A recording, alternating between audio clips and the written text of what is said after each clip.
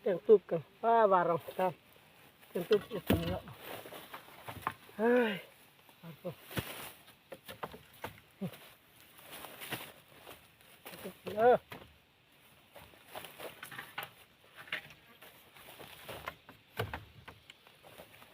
ตุบนะ